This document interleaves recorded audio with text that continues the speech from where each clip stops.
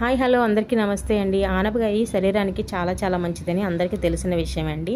ఒక్క ఆనపకాయ తెచ్చుకుంటే సగం వాడతాం, సగం ముదిరిపోతూ ఉంటుంది, అలా వేస్ట్ అయిపోతుంది. అలా మిగిలిన ఆనపకాయ ముక్కతో ఈరోజు పెరుగు ఆనపకాయ పచ్చడి చేశాను. నేను స్టవ్ వెలిగించి పాన్ పెట్టి ఆయిల్ వేసి, ఆయిల్ వేడెక్కగా జీలకర్ర ఆవాలు కాస్త వాము వేసుకుని వేయించుకోవాలి. అలాగే ఉల్లిపాయ ముక్కలను కూడా వేసి వేయించుకోవాలండి. ఉల్లిపాయ ముక్కలు కూడా చక్కగా వేగుతున్నప్పుడే కాస్త పసుపు కాస్త ఉప్పు వేస్తే మంచి కలర్ వస్తాయి. ఇది శరీర వేడిని తగ్గిస్తుంది. సమ్మర్లో కంపల్సరీ తినవలసింది. ఈ ఎండల వేడిని తట్టుకోవాలంటే వెజిటేబుల్స్ చల్లదానం చేసేయే మనం తినాలండి. అది అందరికీ తెలిసిన విషయమే. సో అందులో ఆనపకాయ ఒకటి కంపల్సరీ తినవలసింది ఈ ఆనపకాయ అన్నమాట. ఇందులో స్పైసీనెస్ కోసం ఒక పచ్చిమిరపకాయ వేస్తున్నాను. ఇందులో మనం కారం వాడం కాబట్టి కారం కోసం ఒక పచ్చిమిరపకాయ వేసుకుంటే సరిపోతుంది.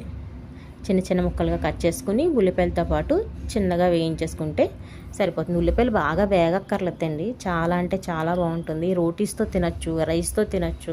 పిల్లలు కూడా చాలా ఇష్టంగా తింటారు. ఒంటికి కూడా చాలా మంచిది.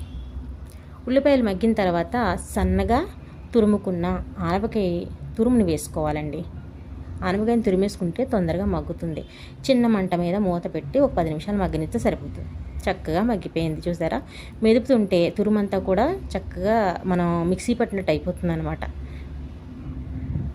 ఇందులో ఫైనల్గా కాస్త ధనియాల పొడి కూడా వేసుకుని ఒక్కసారి ఆ వేడి మీదే బాగా కలిపేసుకొని చూసారా చక్కగా అయిపోయింది. ఇప్పుడు పూర్తిగా చల్లారనివ్వాలండి. చల్లారిన తర్వాత పెరుగుని గిలక్కొట్టి ఎక్కడ ఉండలు లేకుండా చక్కగా అంటే మరీ పలచగా కాకుండా ఇలా పెరుగుని వేసుకోవాలి. పెరుగుని వేసుకుని బాగా కలపాలి. బాగా కలుపుకొని ఈ స్టేజ్లో మనం ఉప్పు కావాలంటే ఒకసారి చూసుకుని ఇంకా ఉప్పు పడుతుందంటే వేసుకోవచ్చు. ఫైనల్గా కొత్తిమీర చల్లుకుని సర్వ్ చేసుకోవడమే. చాలా అంటే చాలా బాగుంటుందండి.